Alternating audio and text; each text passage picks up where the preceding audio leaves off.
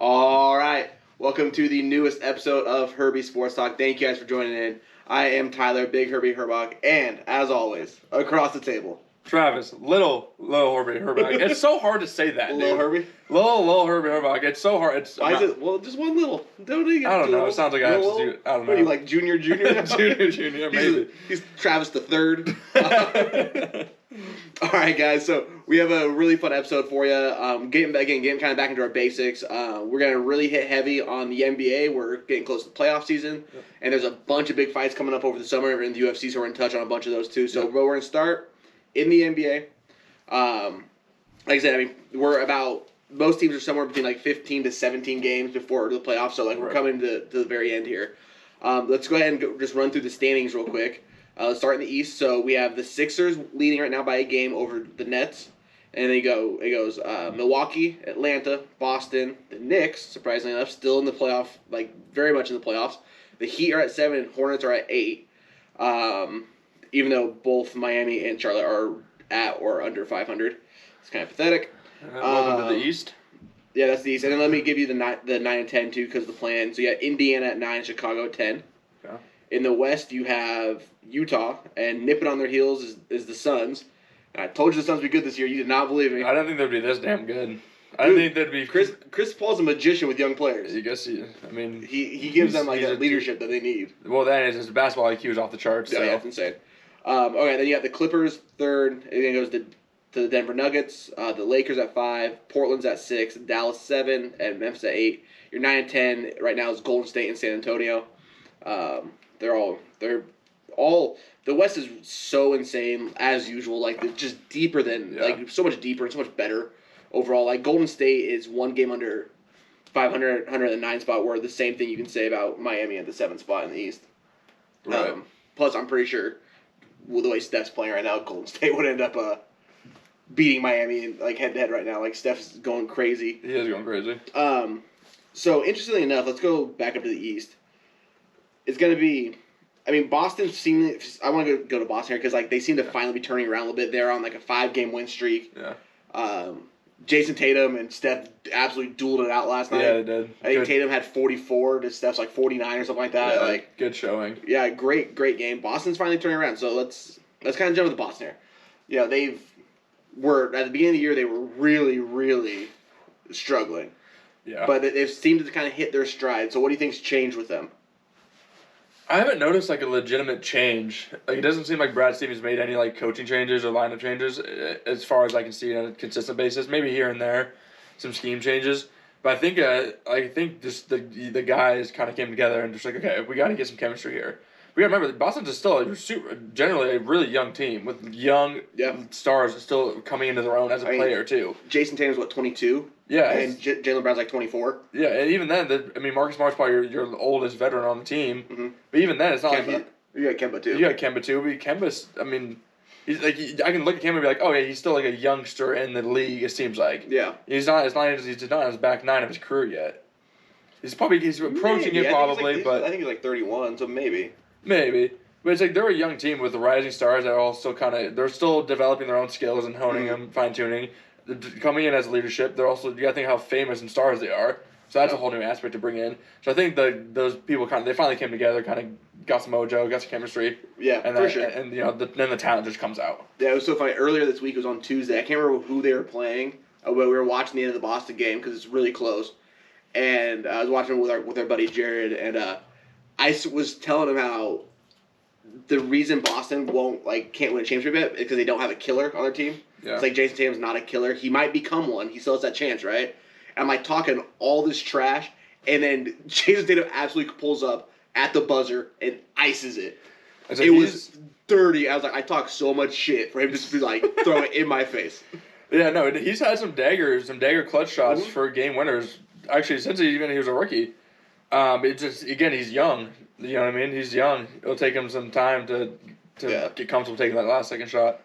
Yeah, I thought it was funny. I was like, man, I talked all this trash, and then immediately he goes, okay, hold my beer. Hold my beer. It absolutely just drains the shop. Like, well, all right. The only thing with Boston, too, is, like, they don't have a killer, is, like, not a stone cold one, you know what I mean? We don't have you don't have a Kobe type of... Exactly. To take over and win that last game.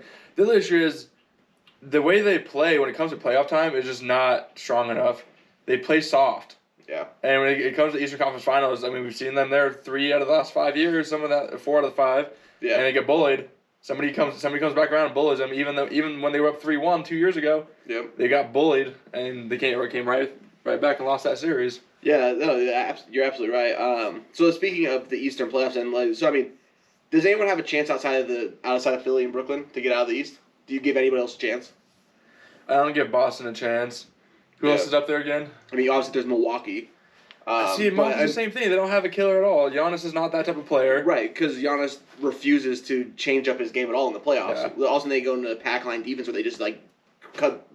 Everyone goes to the paint to play defense, and Giannis is still just trying to lower his shoulder and pull into them. Yeah, he's got to develop a jumper. I mean, Drew Holiday's going to help a lot.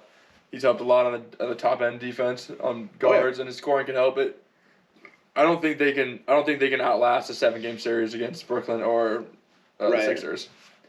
So let's go. If it's coming down to Philly and Brooklyn, then let's kind of jump to that. I mean, Philly is an amazing defensive team. Yeah.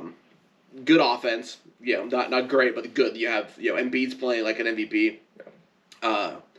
Ben Simmons does what Ben Simmons does. Tobias Harris is having one of his best years of his career. Yeah, great pickup. But even with great defense, do they have the firepower to keep up with a fully healthy Brooklyn team? See, I don't know I'm not really worried about them keeping it offensively. The issue is the Nets team does not play defense. Yeah, Kyrie doesn't guard nobody. Durant doesn't guard not great. He does in the playoffs, though. He's a very good defender when he wants to be. He can. LaMarcus Aldridge just retired because he's got health issues now. Yeah. And we all know Harden defense he doesn't know the word defense, so. Yeah. I don't know. It's like, do you have to play defense if you're dropping 135 a night? But no, where if 76ers are a great defense, yeah, they better. Because 76ers can put up 110. Right. So I think they need to pull some defense up for them to have a chance. Okay. So, I mean, you don't think that, they step it up in the playoffs? I mean, we've seen James Harden step it up in the playoffs on defense. Kevin Durant, I've even seen Kyrie, step it up. We've seen him step it up, but, I mean, Harden fails miserably for the most part when it comes to playoff time. He shits the bed. If the effort's there, there's that, Yeah. On defense. His efforts to put up a 3-point shot. When it comes to playoff time, his history in playoff time, he folds because all he wants to do is put up threes. Right. And he wants to hold the comeback. Kyrie has a clutch factor, but all the times he's had his greatest clutch factor games is when he was with LeBron. Right. So we'll see how that kind of chemistry plays out when it comes to crunch time and playoff.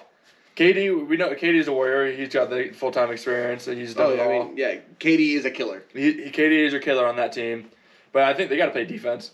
Yeah. Because the 76ers are so smooth offensively. Their defense is so good. It's going to... that series goes 7, I think, guaranteed. Really? Yeah. And who do you have winning then?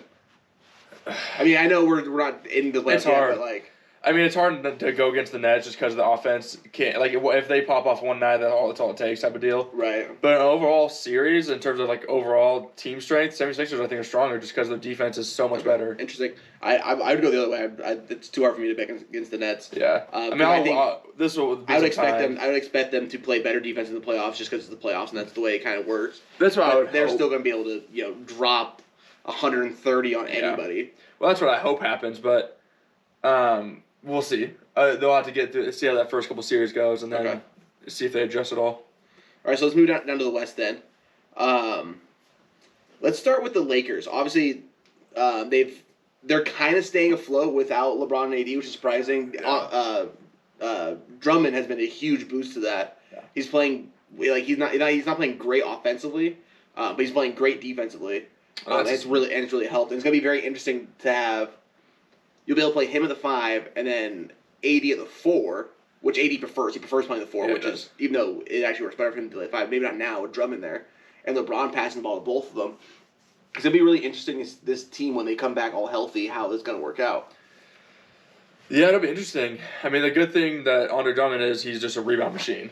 Oh yeah. I mean, his name in the game is just rebounds. Yeah, you know that his game average on rebounds is the best in NBA history. Does not surprise me one bit. Yeah, honestly. It's his career average is 13.1 rebounds a game or something like that. Ridiculous. And you're thinking guys are the best rebounders we used to know, like Shaq, Dennis Rodman back in his prime, these ferocious rebounders. Drummond just does it like it's nothing. It doesn't. It's ridiculous. But then I think it helps AD in terms of playoff is that his likelihood of injury, I think, lowers because he's not down there banging with the big boys as much. So that helps. And AD's also a great passer, too, so the facilitating gets better. It's not just LeBron moving the ball. Yeah, for sure. I mean, I've always liked this Lakers team, and I think it's even better with Drummond.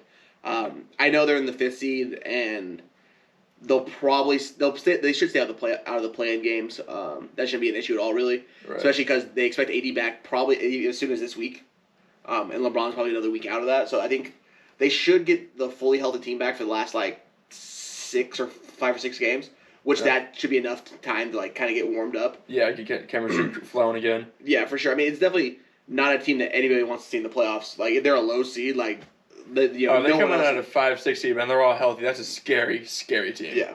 Also, too, because of how the amount of played time the young guys have gone. I mean, Dennis Schroeder's coming to his own in there now. He's comfortable. He's leading that team currently, basically. Right.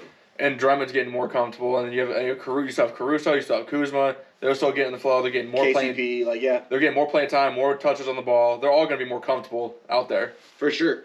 Yeah, I mean, and they're playing pretty good with much more minutes, which would be hard to adjust to all of a sudden playing in a crazy amount of minutes when they were only playing 15. Yeah, probably. So it'll be interesting to see. But yeah, you're right. I think if they can come off the bench and stay hot that way, this team is still scary good. Yeah, scary good. But let's move to the top of the board on the west side. So let's hit the Suns again, like you mentioned. Yeah. They're 40-16. They popped off. It took them.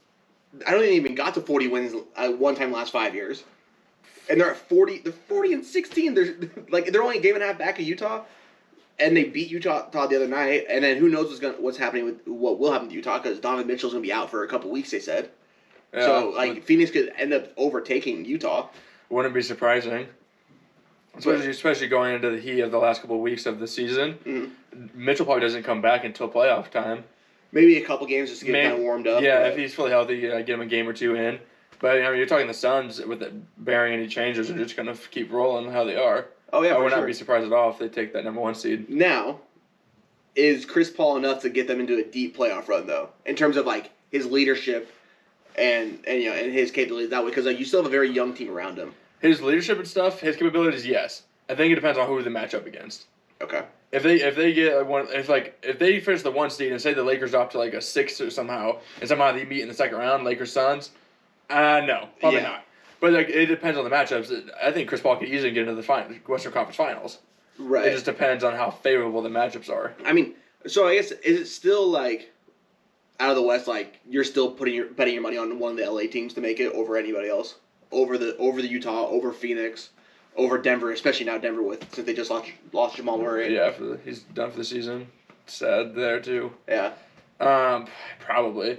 When it comes to deep playoff runs, guaranteeing a Western Conference push or a Finals push, Donovan Mitchell, the Jazz probably the toughest one to get past, just because they've been lights out. Right. And they're a little more solidified and veteran, where the Suns are more young. I guess Utah kind of reminds me of Milwaukee. They've been really good in the regular season, and they're not that good in the playoffs. Right. Donovan Mitchell has had to carry them in playoff series in prior years.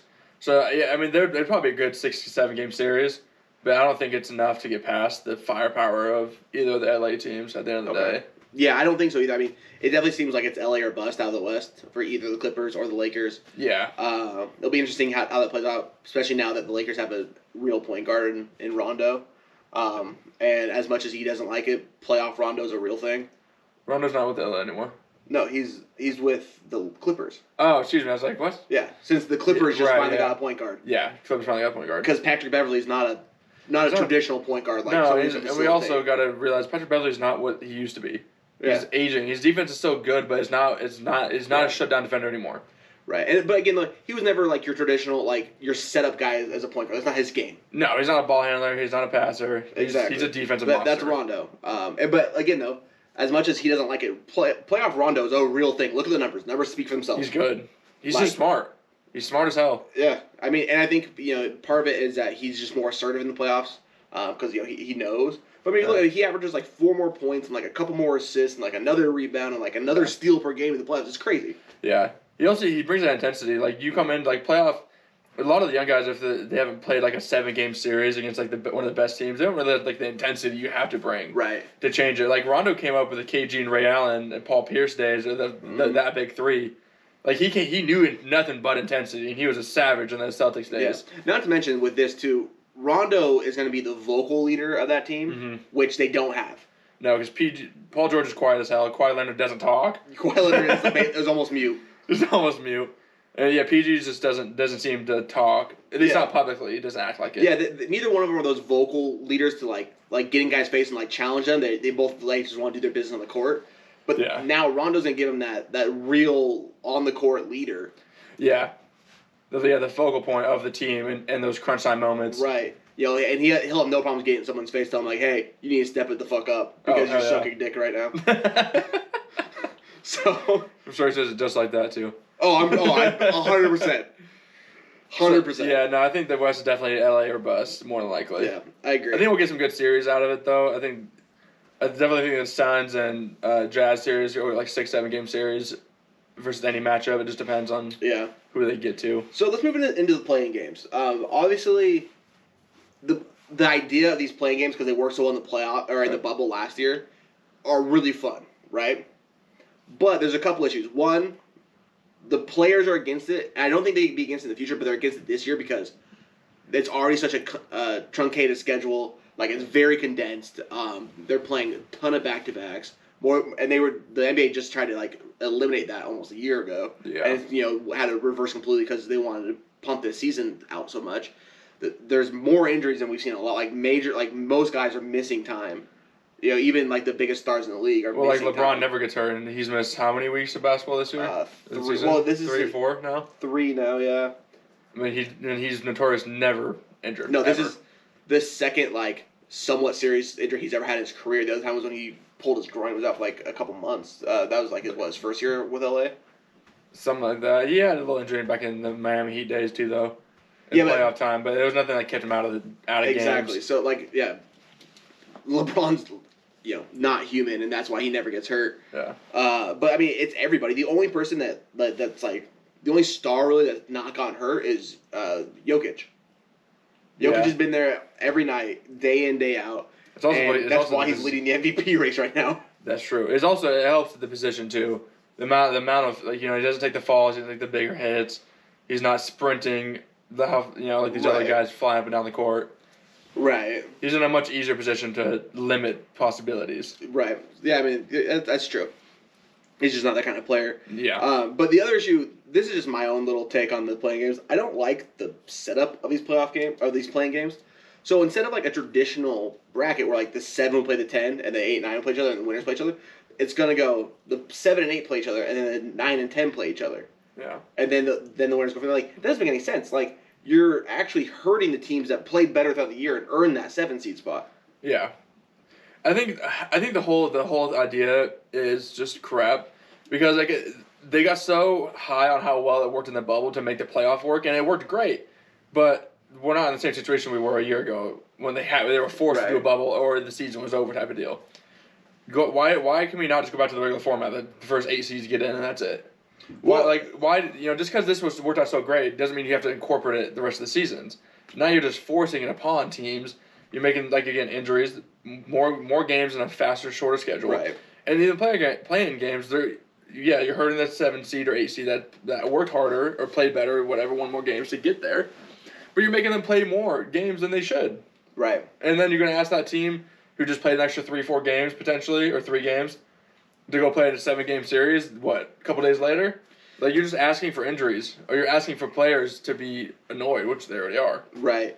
Yeah, I mean, the star players were like Luka came out against it, and Luke is a star in the league. Yeah. And even the Cavs owner came out, Mark Cuban did, and he's the most vocal owner in the league by far. And people listen to him, though, too. Like, he's a very smart guy. So, like, when he speaks, like, people listen. I do like the idea of the play-in games. I just don't necessarily like it this year because the schedule's so condensed and it's already seeing injuries pile up. Mm-hmm. You're really only asking for more issues. Yeah. It's something that they could do in the future too, or if they ever looked at expanding the playoffs, they could always use playing games to get an extra team into the playoff seeding and you want to do that, but it's like it just seems like they just are riding the high of the bubble last year, and they're just kind of forcing it into this year. Well, probably, but all this really comes down to money because it's just extra. It's playoff revenue. Yeah. And let's be honest, playoff ratings. Most people don't care about the NBA until the playoffs. Or Christmas Day. yeah, and Christmas Day. The NBA season doesn't really start till Christmas, even though it starts in October. Yeah. Christmas Day is the first time you're like, hey. And okay, definitely a lot of it's money too, because it's the same reason that they started the season right before Christmas, because Christmas Day games bring in so much revenue. They forced that to start before Christmas, even though it was a really short off season. They needed to do that in order for the NBA to bring some money. Right. I mean, it's the shortest off season in sports history. Yeah.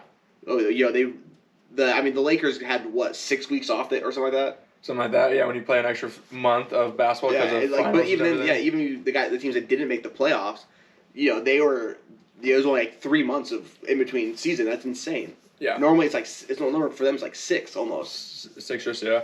So yeah, it's definitely a money issue, but it sucks for the players. And I hope the extra games and playoffs, how quick it is. I hope it doesn't lead to more injuries in playoff time. Oh, especially in the playoff, it could ruin a lot of playoff games if some of these sure. stars go down, and that would really suck to see for everybody. Oh yeah, for sure, 100%. So okay, let's move into a couple of the other kind of things that are happening in the NBA right now. Let's start with Steph Curry. Steph Curry. This dude is going scorched earth right now. Okay. He's 10 straight games over 30 points, and he's over 33. The last person to do it was Kobe. Kobe, anytime you put a player in with Kobe, Kobe was the last person to do it. That's amazing, right? Yeah. He's averaging 39 points in April right now. 39.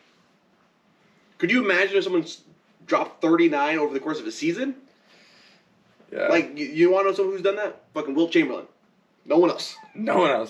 I think the most Jordan averaged 36, which is still insane, but yeah, he would. Jordan was a monster, of course. 39 points, he's going crazy, and he's also in just the last week and a half, he's had 3 games where he's hit 10 or more. Yeah, so I saw a stat too that Steph has 19 games of 10 plus made 3-pointers. The next closest, there's 3 other people that have done that in 3 games. They're all tied for 3, and he's at 19. It's this dude's ridiculous. He's the greatest shooter ever. It's not even close. And I don't think anybody argues that anymore. It's just ridiculous how good it is.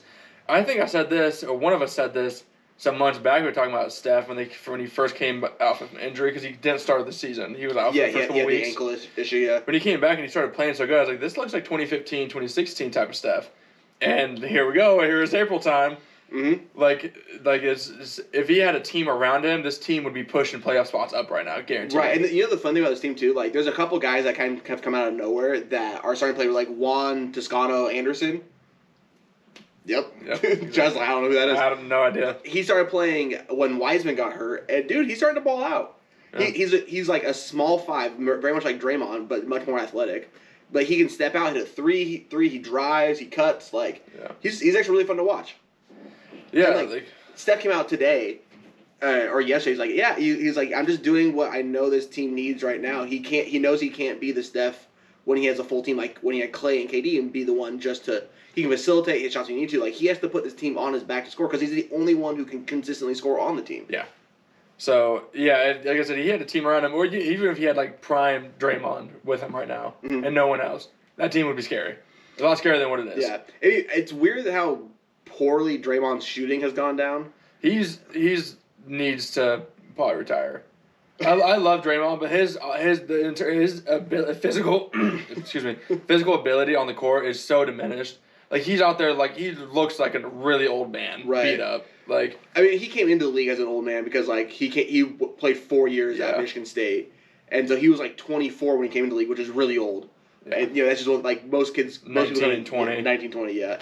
So when you come in that late, you already have you have a much shorter career than the other guys do, anyways. Yeah. The one thing though that athletically he's diminishing a lot, but he's still he said he has 6 triple doubles this year. Oh yeah, he's an assist machine. Just when it comes to playoff, he's a liability everywhere except for some key moments in passing game. That's true. That's really about it. He's not the defender he used to be. And by the way, when he said he was the greatest defender of all time, I literally fell on the floor laughing because that's the most ridiculous thing I've ever heard. Sorry, Draymond, you're a good defender, especially as a team defender, passing and whatnot. Yeah. But dude, get out of here. Are you kidding me? We can name a handful of guys that would run around Draymond in seconds. He just not dude. Even in Draymond's prime, he was a great defender. He was, but even then, one-on-one, the greatest of all time. Yeah, one-on-one. There's a lot of guys that would smoke Draymond real quick. Oh yeah. So nothing against him, but yeah, that was just Draymond being Draymond. I feel like that's true. I mean, he does say some outlandish shit. He's got some craziness to him. We know that. So what I want to see from Golden State though with Curry, I want them. Hopefully, swear to God, if Clay does not come back next year and does not tear something in half again. I know. Because that sucks. If he can come back healthy, like Achilles and then ACL, I just pray he can come back healthy and actually and keep going with his career. Because that'd be such a sad career to see end in injuries. Oh, because he was the Splash Brothers need to reunite here. Yeah. He's the only other person in the NBA that you could actually see go shot for shot with Steph. Yeah, he's literally the only one. I mean, Clay is the only person in NBA history. He dropped 39 and a quarter, 35 and a quarter, 36 or something, and he was insane, perfect from the field. And he also only did 11 dribbles. Yeah, he's a pull-up machine. I mean, he has one of the. He actually has a fast release than Steph does, which is he does. I'm pretty sure he does. So I want to see him come back. Make him see a couple offseason moves. Get some bigger guys in there, some power, some veterans surround him. And that team, I think Golden State can be back to kind of top 3, top 4 seeding contention. Oh, for sure. Next year. The problem with Golden State right now is they're in this weird kind of limbo because they're playing just well enough to make the playing game or maybe to make that and make the playoffs. But it's they're older, they're much more expensive, and there's not a ton of talent on the team outside of basically Steph and Clay. Yeah. You have Wiseman. We'll see how he continues to develop. Right. He just got hurt though, and he's done for the year. And that was his whole thing coming in. He was hurt the majority of his rookie season in college. Well, he only played 8 games because of the whole NCAA probe. I guess that's true, but I think he had injuries kind of hanging over his head. So they're in this weird. It's do they continue to try to just build around them, or is it time to rebuild, tear it down? It's a half and half. That's what I'm saying. Draymond probably should go. Take your cap space. He's not providing you much. Put him on the bench as a fucking coach because he's a great person to have mentally around, but on the floor he's a liability physically. Yeah. So I'd get rid of Draymond. You keep Wiseman. He's got to develop. Well, yeah. I mean, he's a rookie. You're not gonna get rid of him. You get Clay back. You make an off-season change or two. Get some more people around you. A defensive guy instead of the scorer, and I think you're probably looking fine. Yeah, for sure. I love the rumors that LeBron's trying to recruit Steph to LA. I fucking love it. Do it. Could you imagine those two on we saw a very small bit of it in the All-Star game. Yeah. But their court vision and their IQs and their passing. Ridiculous. Honestly, give me especially AD stays too. LeBron, AD, and Steph on one team. I don't care who else you put on that team. They're winning. No. If that happens, we need. We're gonna petition for the NBA. They're gonna do a blacktop court edition. LeBron, AD, Steph against KD, Kyrie, and Harden, and that's it. That's all you get. That's the finals. Those 3-on-3. That'd be fun. 3-on-3 tournament. Just those 3. The Nets have no one who can guard AD. No one. And then granted, you could say no one could Steph doesn't play great defense. Be a lot of scoring. It'd be a lot of scoring. Can you imagine a blacktop edition of just a 3-on-3 pickup game between those? Oh my god, that'd be so much fun. That'd be the best thing I've ever seen. Please. Maybe one of the best basketball games I've ever seen. You can put it on pay-per-view. I'll buy it. I will buy that. 100% buy that. So no, Chef Curry is doing Chef Curry things. Hopefully, Golden State bounces back big next year is what I would like. 5-star Chef Curry is back. 5-star Chef, 100%. Yeah. All right. So let's go into our last topic here. With the NBA. So let's jump back into the MVP race. At the moment, honestly, the Joker's running away with it. He's been lights out. Yeah, I mean, and it's not. I mean, he's playing amazing, but a lot of it too is we touched on it earlier. He's there every night, and so many other guys aren't. So many other guys are missing time right now. LeBron is out, so there he goes. Embiid's missed a bunch of time, even though Embiid's still playing really, really well. And is probably in second place right now. Yeah. He's missed time. Giannis has missed time. Luka's missed time. All these guys have missed significant amounts of time, at one point in the season. And Or currently missing. Or currently, yeah. And Jokic isn't. No, he's not. Jokic, and his stats are great. He's going 26, 11, and 9 right now. It's ridiculous. Honestly. He's almost averaging triple doubles as center. Yeah. Like, we thought, like, Westbrook having a triple-double was, that was the first time that's ever happened. Well, you think that's ridiculous. Now, like, hey, go get a 7-foot guy and he'll do the same. Right. Shit, Russell's still doing that. He's popping off down in Washington. He really, dude. And Russell, like, now, like, I can't believe he's not part of the MVP conversation only because, like, the Wizards still kind of suck. Well, it's also because now we're used to him doing triple-doubles whenever he wants to. It's a norm for him. He's averaged a triple, I think, 3 straight seasons. Something like that, yeah. It's ridiculous. He's ridiculous. He's a weird machine. He's a weird machine. He's a weird machine. He's another physical specimen that you just can't stop. His greatest asset that he has a motor that does not. Like, no, does not. There's stop. no quitting that. Like he never looks tired. I don't know what he's made from. He's just. He's got that secret sauce, man. He's got the secret juice. So, I think the Joker's gonna run with it. Also, too, I mean, Jamal Murray is now gone out for the season, so that's just gonna increase his workload even more. For sure. Which just puts more shine on him.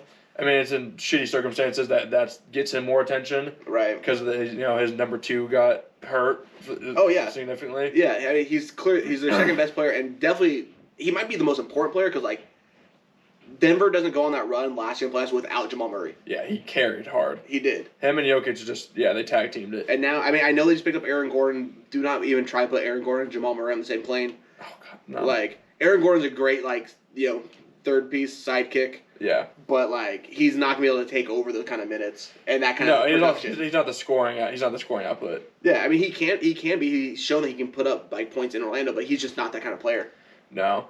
So it'll put more shine on Jokic though, and so I think he's probably guaranteed solidified MVP at this point because the more shine, his numbers aren't going to decrease at all. They'll probably increase. Mm-hmm. And just. I don't think Embiid can. Listen, Embiid goes on an absolute monster tear. Embiid's averaging 30 and 11 on the season. Yeah, but it's like the Sixers will need to go like undefeated the rest of the season. And Embiid just pop off the whole rest of the season enough for Embiid just to jump over him entirely. Just completely swap places. Yeah, it's gonna be hard. I mean, and it's possible. I mean, the way that Embiid's played this year, I mean, he certainly could. Because the other thing too, like there is a chance that some of his numbers might actually drop. Like his scoring might go up, but like maybe he'll drop in assists.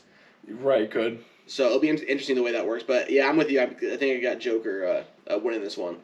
Yeah, I think he runs away with it for sure. Which is cool because couldn't tell you last time a center won. Probably Shaq. Shaq, yeah, so Shaq or did Howard ever get one? Dwight Howard, I think he got one. No, he won defensive player of the year a couple times, but no MVP. I think probably back to Shaq then in the early 2000s.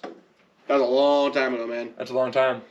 So no, but he's well deserving. And the funny thing is that he didn't win. It would be Embiid. It would still be another center. That's true. So I mean, cool for the NBA to see that. Big man renaissance. Hey, it happened in the All-Star game too. We're like, there's no way a big man wins and then Sabonis just splashes. Yep, that's true. So big men are on the up and coming in the NBA apparently. Yep. It's funny too how different player like Jokic is like such a kind of do everything. Right. Great passer, does rebounds. Where Embiid's more like he can pull out and shoot a little bit, but he's much more your traditional big man in terms of like he wants to body and bully people down low. Yeah, his footwork's also just amazing. So. Well, it helps when he might be the strongest guy in the NBA. Like he's huge. His lower half, he's got tree trunk legs, man. Yeah, he's crazy. He's a thick guy, big boy. It's fun to see, but yeah. Let's get some UFC talking here. Let's jump over. We're getting deep into this episode. We got a little longer on the NBA than I thought we'd go. That's all right. It's been a minute. So let's hit some UFC, which we haven't hit a lot recently as well either. So I don't want to go over any past UFC fights because there's so many good UFC fights upcoming. Yeah. I want to review some of these things real quick. So let's just run through. I'm gonna just run through all the cards that were planned from this upcoming weekend, UFC 261, all the way until the August 7th fight, which is UFC 265. So just run through some matchups here. So this weekend, we got the triple header championship. So obviously the headline is Usman Masvidal rematch. We got Zhang Weili and Rose Namajunas for the strawweight or flyweight. I could be mixing those up. And then we got Shevchenko versus Andrade. Yeah. I mean, and the funny thing is, Usman and Masvidal wasn't even planned for this card. It was supposed to be the two women champ fights were already scheduled. And then when Masvidal and they signed the deal, they threw that on top of it. That's a huge card. Yeah. It might be the best card we've seen this year so far. Right. It's damn near close. It is. So I want to hit Usman Masvidal real quick because I'm torn here and how this is going to go. Yeah. Well, because so obviously Masvidal fought him on 7 days' notice the first time around. Yeah. Had to do a 20-pound weight cut in that 1 week. Made weight. Obviously fatigued as hell. He was kind of just bullying him around.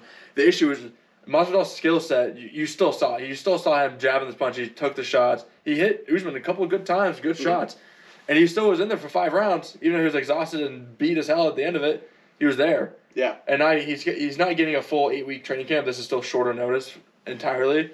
But he's getting more than 7 days. Yeah, exactly. I think it's like a 5-week preparation for this one, which is enough, honestly, for a training camp. Yeah, it would be enough for him.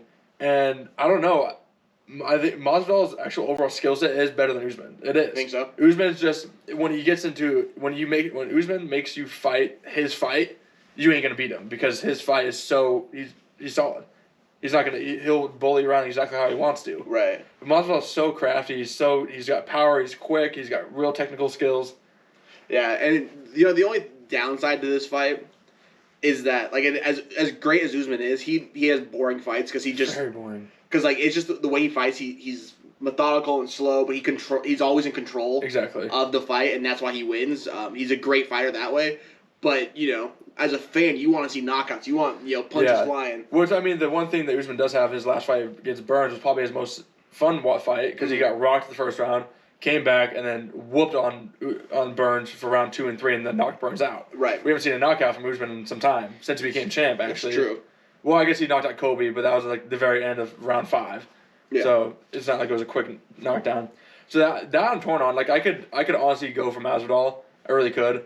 I think Usman is an absolute beast, and I think he'll maintain a championship, and he'll keep tearing through the division again. Okay. But taking Masvidal is I wouldn't even question it. I wouldn't argue anybody if they're I think Masvidal could do it because he's got the skill set to do it. Right. Right now the odds are pretty far in Usman's favor in terms of the line right now. Usman is a negative 400 favorite right now.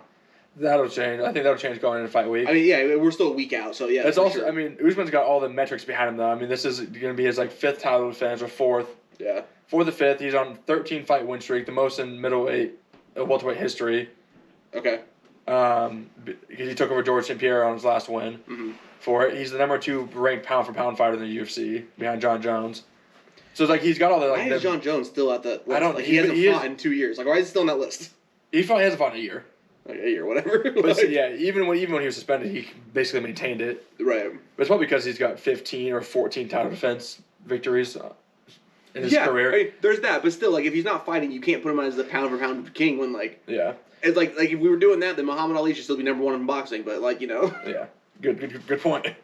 So, but I think he'll probably go in a fight night at 250. I bet 250, 260. Okay. I don't think it stays at 400. That seems ridiculous. It's really high. Yeah, I'm sure.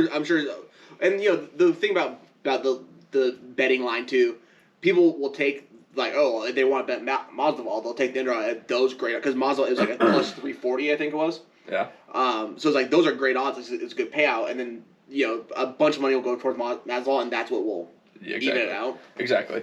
So that one's gonna be a good match. I can't wait for that one. And again, if anybody says I'm taking Masvidal, no question by me. Yeah. It's not something I would question at all because I could easily take him. I'm just not. You're torn. I'm torn. But the Zhang Weili and Rose Namajunas. This one's gonna be a brawl. Oh my god, dude! The Zhang Weili's last fight was insane. Against Joanna? Yeah. Goddamn alien head came out of that one. But the funny thing is too is that Rose came out in one of her interviews. It was I gained a lot of respect for Weili in that fight. Because the only people that ever has beaten Joanna was Rose, basically. Yeah, that's true. It's not many people have ever beat Joanna, so it's those odds are really close, actually. Weili's only a minus 190 favorite. So that doesn't surprise me. Rose is an ex-champion. She's been on a tear since she came back and refocused herself on getting the belt back. Mm-hmm. That one's going to be a brawl. Rose can take a shot. Rose hits harder than Joanna does by a long shot. Rose is much stronger than Joanna is. So, we'll see how Weili holds up. For sure. It'll be a fun fight. That actually might be the fight of the night. I think that probably will be the fight of the night. I think that's going to be a brawl. Yeah. I'm excited for that. I love both those fighters. This one, I don't know how I feel about Shevchenko and Andrade though. Shevchenko's an assassin. Yeah, like she's a damn stone cold killer. I mean, she's second behind Nunez in terms of women's fighting. Yeah. Yeah, and the only reason she's not one is because Nunez already beat her and took the belt from her. Like that's all. Because Nunez is the GOAT. Yeah, Nunez is the GOAT. So yeah, I mean, Shevchenko will probably win handedly because she wins every fight handedly. She just destroys.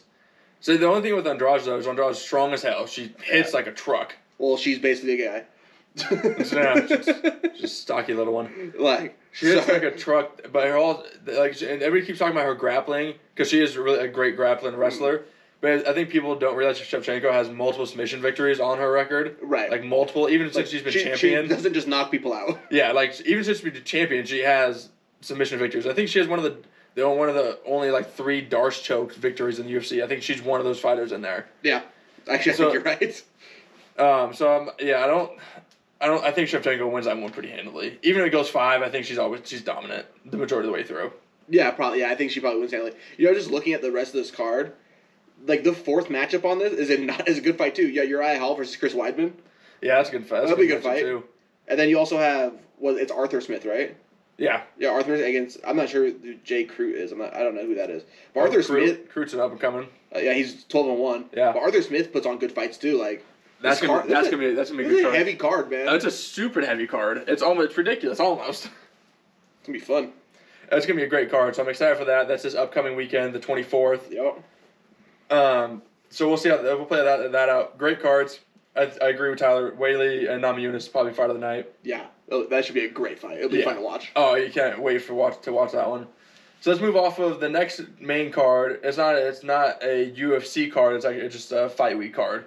Okay. Is May 8th. TJ Dillashaw makes his comeback after his 2-year suspension and faces Corey Sandhagen, the number 2 ranked flyweight or whatever that damn division. Bantamweight. Thank you. Always forget the lower end guys. So I'm going. We'll just keep it along as we go. Yeah. Here. Tyler's the lesser on the UFC side. Yep. So that's okay.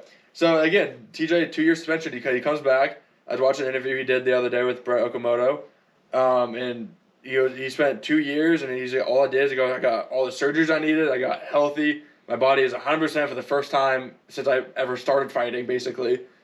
And he's facing a guy, Corey Sandhagen, who actually used to be training partners back in the day. Okay. They know each other well. TJ in an interview years ago you can find talked about Corey because this was before Corey was even in the UFC. He was just fighting at the training facility that whatever camp TJ was a part of. And said in an interview, TJ said about Corey that he'll be in the UFC and he'll be fucking good. Years ago, he said that about Corey Sandhagen. Now Sandhagen's number 2 ranked bantamweight. Yeah. And if it wasn't for him losing to Aljamain Sterling, he would have fought Peter Yan instead.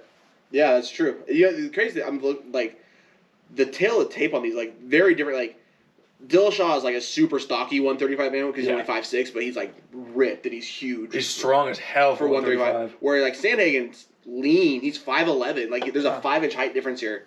Yeah. And he's very, very lean. So they're very different type of fighters. They're a very different type of fighters. That one's gonna be interesting. I like Corey Sandhagen, but I think TJ comes in and just bullies it. He's gonna be so motivated to come back from this.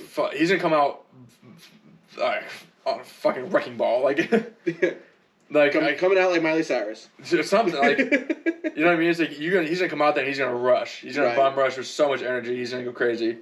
And I don't think I'm not gonna worry about like an adrenaline dump either because he's so experienced. Right. He knows that, but he's gonna come out fired. Yeah. And I think he's so strong, even with Sandhagen's height and reach advantage. I think he's just gonna bully him around, unfortunately. Yeah, I mean I could see that for sure. Yeah. But it'd be interesting to see if Dillashaw can get right back into like top 5 ranking after if he beats Corey. Like I think he will.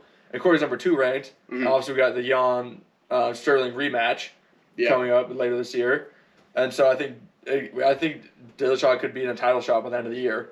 Comes in if he smokes Corey, smokes Corey, and whatever happens between Sterling and Yan, I would not be surprised if Dillashaw jumps in there for that next shot. Okay. Not at all. So, but I think Dillashaw comes back and kind of gets himself right back into. Probably, yeah. He's gonna be so motivated after 2 years off. He's gonna want to come in and make a name or reestablish himself exactly. So quick. And he's healthy as can be too. Right. I mean, that's dangerous. Right. And he's a legit fighter. He's not like a guy that took some years off. Like, he was the champion when he got suspended. He was the best of the best at the time. So that's May 8th. That's a fight card there. May 15th, the next weekend, UFC 262. Mm-hmm. We got another stacked card here. Yeah. Charlo Vera versus Michael Chandler for the lightweight division title, the vacant title. And Chandler, he's only his second fight in the UFC. Monster. The dude's a killer. Yeah, I mean he came with a lot of hype coming from Bellator, which was deserving of. Yeah, and he showed why. He showed why. But, I mean, he was he was a 3-time champion Bellator. He was one of the best Bellator fighters. Yeah, no, he's a champion. This dude, I could see him running away with this whole division for a while. He could. He's so strong, fast, technical. Mm-hmm. So, but Charlo Vera is a very interesting fighter. He's got good technical skills on the feet. He's not strong by any means. He's not going to knock you. I'm not really worried about knockout power. Obviously, he's got 11 submission victories, most in the UFC. Like, he's a submission wizard on the ground. The dude's insane. Yeah, he's a Brazilian Jiu-Jitsu type of guy. Yeah. Oh yeah. That's 100%. That's what he does. That's what he does. So but then we think Chandler's as a wrestler. He came from a wrestling background, and so it's like if it gets to the ground, Chandler's pretty safe to call. He's a lot stronger than Charles is. So if he gets to the ground, is like I think Charles has to catch him as they're transitioning perfectly to get one of those submission victories. Okay. Or I think Chandler's strong enough he'll get his way out. Right. Type of deal. Yeah, for sure. I mean, I don't know. I mean, the way Chandler came out in his first fight in the UFC and absolutely just dominated, it's hard. It'd be really hard for me to bet against that. Yeah, I think I'm definitely betting on Chandler here. Yeah. Which really sucks is Charles Oliveira's on an 8-fight win streak, and he came down from nobody was talking about him. He busted his ass all the way up the ranks, and finally got a title shot when nobody thought he would. Because you still had you didn't know what was going on with Khabib, you didn't know what was going on with Poirier if he won the title. We had Justin Gaethje in the mix. Everybody's Oliveira's getting shoved to the side, which was sad to see because he's been killer his last 2 years on the But he's gotten his way out there. And he's deserving of this. No, definitely. Of this shot here. Definitely, I just feel like Chandler is probably the worst person he could have matched up against. One of the worst. Well, I mean, Chandler's not a good match for anyone because he's a monster. He is a monster. So also, I love the stereotype. The two they have the picture. Michael Chandler's built like a fitness model. He's this GQ cover. Dude, it's like a perfect 8-pack. The fucking oblique muscles. Yeah. He's killing you. Dude, this guy doesn't look like a fighter. He looks like an absolute like he should be doing Nike ad models or something. Yeah, he probably did. He probably already has. Wouldn't be surprised. They got a mannequin of him built somewhere. This is how you could look if you buy this Nike T-shirt. So, but then also to go along with that main fight card on UFC 262, Leon Edwards making his comeback up again finally against the baddie, Nate Diaz. Yes, dude. Come on, who doesn't love Nate? He's so annoying to listen to, but he's so fun to watch. Stuck to the slap. The funny, it's that's gonna be a good fight because I love Leon as a fighter, and it really sucks that what happened with him at that eye poke because it really derailed what he had going because he took some time off from injuries, but he's on the third longest win streak in welterweight history right now. He's at 7, which behind George St. Pierre and then Usman. Yeah, and both these guys are almost built the same. Leon 6'2", Nate 6'1". Nate actually has the longer reach. He has 76-inch arms for his reach, but Edwards is at 74. These dudes both have crazy long arms. Yeah, that fight's gonna be a brawl. I think Nate's got the advantage on the ground. What fight that Nathan's not a brawl? I mean, that's a good point too. Stockton slut. That's the thing about Nate. Nate has no quit. You have to basically kill him to have him to fight end early. Oh yeah, absolutely. But when it comes to skill set, Edwards is a lot more fine tuned. Oh yeah, a lot more fine tuned. Nate's probably got the advantage on the ground for sure. I'd say Nate's a brawler. That's what he does. He's a brawler on the feet, but he is a black belt on the ground. Oh yeah, he's a Brazilian Jiu-Jitsu black belt. So he wiped the floor with Connor when they went to the ground. Yeah, Connor went to the ground out of desperation though. He said he just asked to get choked out basically. Okay. So, but that's gonna be a good fight. I don't know who I'm leaning towards there. Probably Leon, just because he's been the most active. Right. And his skill set is better. Nate hasn't fought in at least a year, I think. Yeah, he hasn't fought since he fought Masvidal actually for the BMF title. Pretty sure that was his last fight. Yeah, that was 2 years maybe now. Yeah. So that'd be a good fight. I'm looking forward to that. This one's the third headliner on this card. This is most interesting. The Tony Ferguson, Beneil Dariush card. So Beneil Dariush... Good job. I can't believe you got that name out. Beneil Dariush? Yeah. I've been watching a lot of his stuff, so I probably helps hearing it like 1,000 times. But he's on another kind of win streak, up and comer in that lightweight division. Mm-hmm. Tony obviously has lost like his last 3 straight fights and not looked good. Tony was the champ for a long time, but like it seems like Father Time's caught up with him. Yeah, well, what happened is, and you can see this for all fighters, but the fighter never realizes. After he walked out of that Justin Gaethje fight, not the same in the head. Mm-hmm. It's like any fighter can tell you, you get the fuck beat out of you, and you like the amount of hits he took, and Justin Gaethje hits like a truck. Yeah, that dude's got power in that hand. And Tony Ferguson was just eating every single thing. Yeah, like it was when Herb Dean stopped that, you see Tony's just like shaking his head, like something changed. Yeah, and any fighter can tell you, like, yeah, that was the fight that changed his career. Yeah, he might need like psychiatric help. And after that, he's not been the same. Lost his last 2 fights pretty handily. Yeah, like not even close. Didn't look like the same fighter. Like you can tell. He's not. And Dariush is coming up on a high. He's got good ground. He's got really good ground game and submission game. Mm. He's one of those black belt type of guys as well. But he's also has some knockouts on his record, so he could easily fight with Tony on the feet. Is he part of Khabib's camp? I don't know that one for sure. Okay. Wouldn't that surprise me? I cannot confirm. Okay. Cannot confirm or deny that one. So I'm looking forward to that fight. I'm curious. Like I think if Tony comes out here and Tony doesn't win this fight, I would not be surprised if Dana White's releasing him. Yeah. Because, I mean, like, you were interim champ for a little bit, lost it to Gaethje, got the shit beat out of you by Gaethje, and that's not like you just lost, like, you got beat down. Yeah. And then lost your other 2 fights. You could never make the fight against Khabib for the actual title. 5 times they made that fight. Never actually fought for the title. For so many different issues, but at this point, like, it wouldn't even be worth it. No, and also, he's got so much, even if he wins the Dariush fight, he's got so much work to even get back in the title contention. Yeah. When now you got the Chandler Oliveira fight, you still have Justin Gaethje waiting on the side. You have Dustin Reed fighting Conor. Dustin's still one of the top in the division. Yeah. It's like even if he wins that, he's not anywhere close to getting a title fight. He's got another couple fights to win to even get close to a title fight.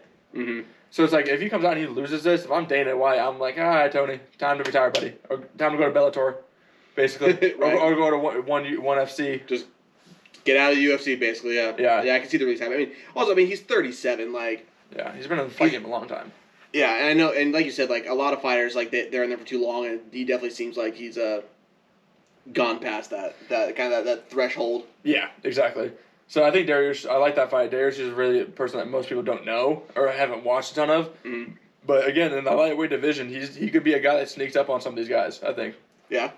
In the next year or so, he might be facing one of those Gaethjes at like at number 2 or 3, or Oliveira if he loses, he drops down in rank 2 or 3. Dariush is at like 6 or 7 rank right now, I believe, or maybe 8.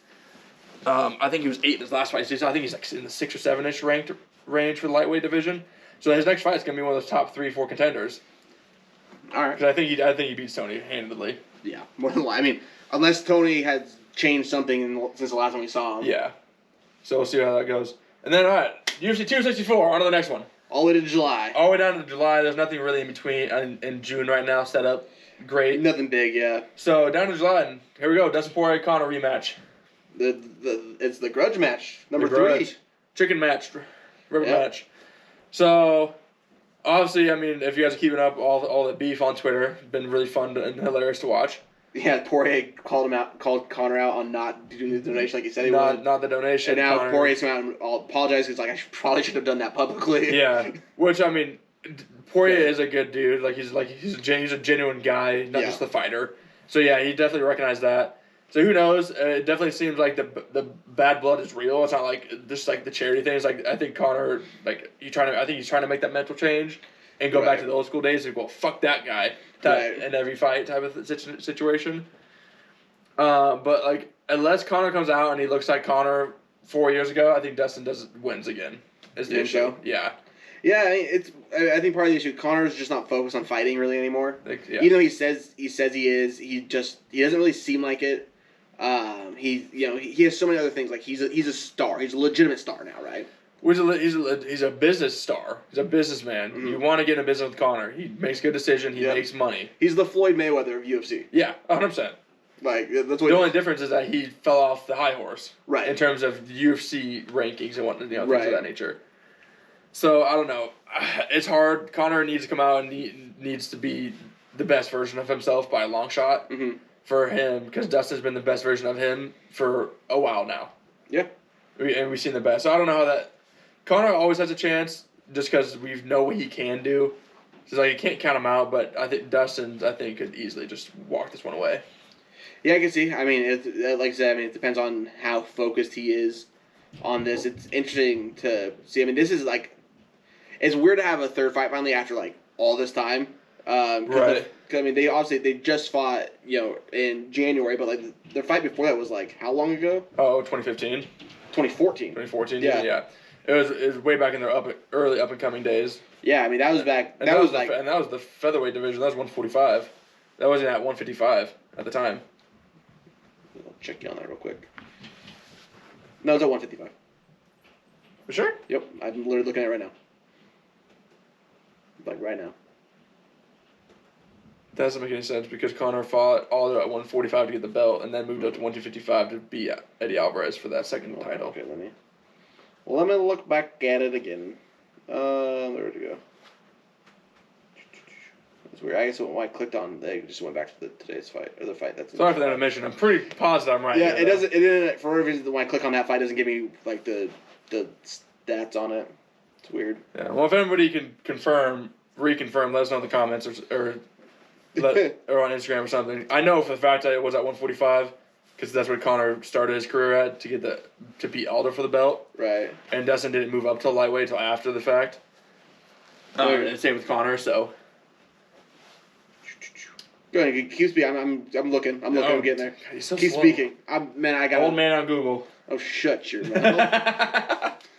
It was at featherweight. I fucking knew it. God damn it. Question me on these things. Just kidding. All right, my bad, bro. My bad. So see, but that card is gonna sell like no other. Obviously, there's no other fights on the card yet. No, there's no. But what I'm hoping happens if in the flyweight division, the flyweight or strawweight division, I'm hoping they do the Davison Figueiredo and Brandon Moreno rematch on that same card. Because they've been talking about that, and they both wanted a long kind of layoff because they beat the crap out of each other in that first match. Mm-hmm. And they called it a draw.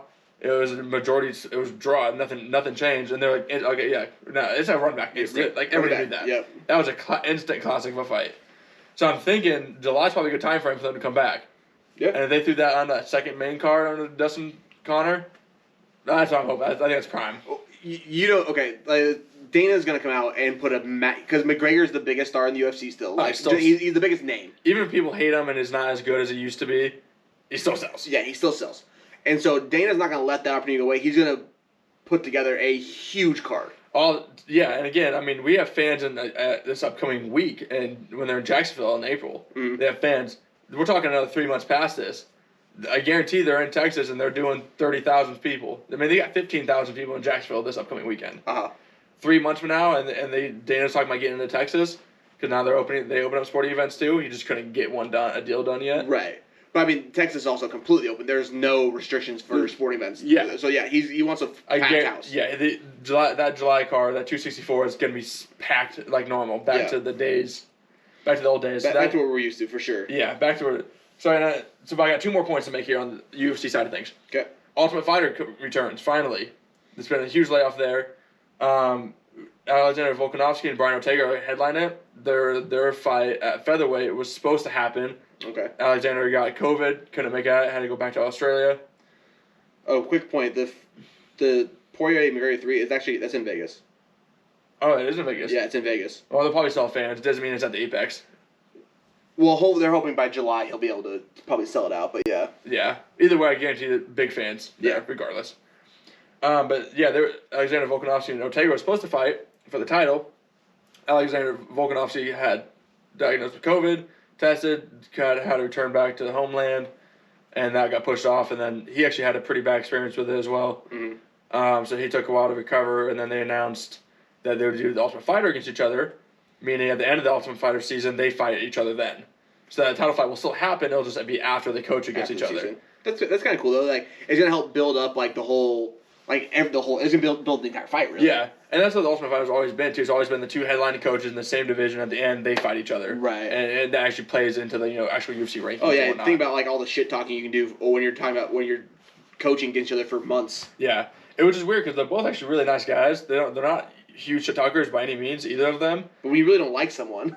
But I think they don't have bad feud. So I'm curious in those couple months if they start some bad blood, or it's going to be like this most chill Ultimate Fighter we've ever seen in history.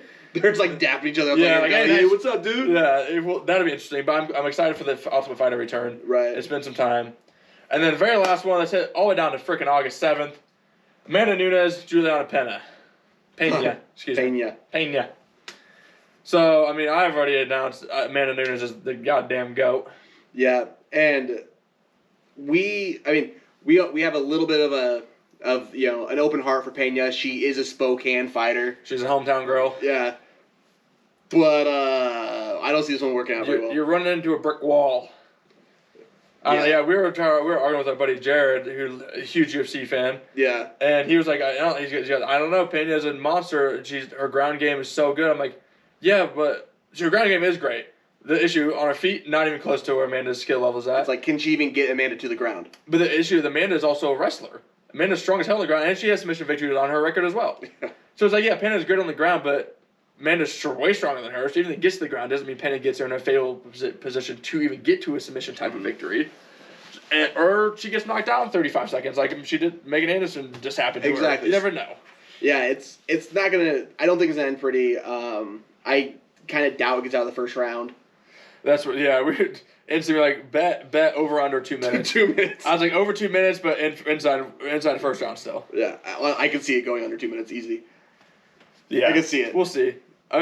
Pena, she's no lightweight. Megan Anderson was young. She was on like 10 fights in the UFC. Right. Pena is a lot more seasoned veteran, but still is like this is a test of the test for her. She's not fought. She has to anywhere close to this level of fighter in her career yet. I mean, and we all kind of saw this coming anyways because Nunes has no one to fight. She's beat everybody. She's torn through 2 divisions. Yeah, and Pena was the kind of the next one up, who's shown promise in her career. So there's that. I mean, she was on like a 3-fight win streak after she came back from having a baby.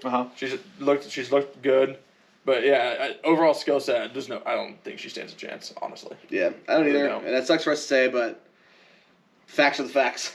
Facts are facts. Amanda Nunes is a monster. Yep. Don't worry. At some point, she's gonna end her career like going to like a boxing, and she's just gonna fuck up some boxers. Like I don't know, something's gonna happen where she'll start fighting at like flyweight in the men's division. Like she'll tear something. She'll do something.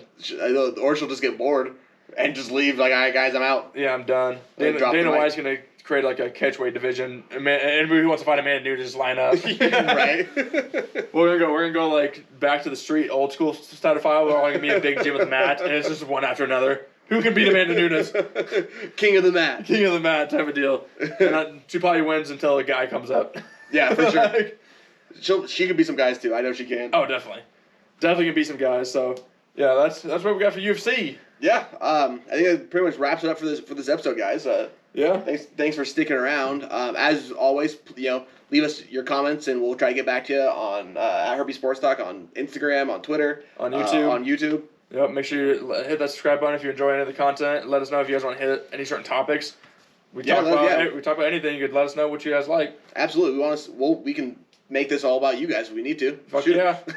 Right? Easy enough. All right, guys. Well, thanks for listening. We'll talk to you next week. Peace out.